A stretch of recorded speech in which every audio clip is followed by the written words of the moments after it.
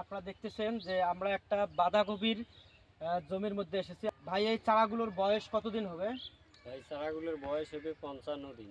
55 দিন। হুম, আর কতদিন পর এই চারাগুলো বিক্রির উপযুক্ত হবে?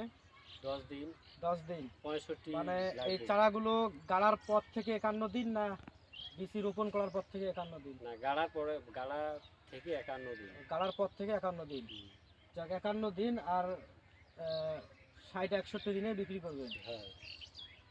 মানে এই চারাগুলো গাড়ার পর 51 দিন বয়স হলো।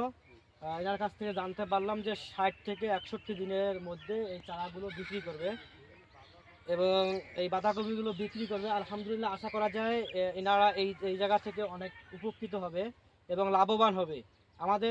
আমরা এই চর অঞ্চলে এসেছি, কুড়িগ্রাম জেলায় নুনখর একটি চরে এসেছি। এই চরে আরও বিভিন্ন জায়গা পড়ে আছে। তারা হয়তো জায়গাগুলো ফেলে রেখেছে, কিন্তু আমাদের এই ভাই তিনি সবজি চাষ করেছে, বাঁধাকপি চাষ করেছে। আলহামদুলিল্লাহ, ফলন অনেক ভালো হয়েছে।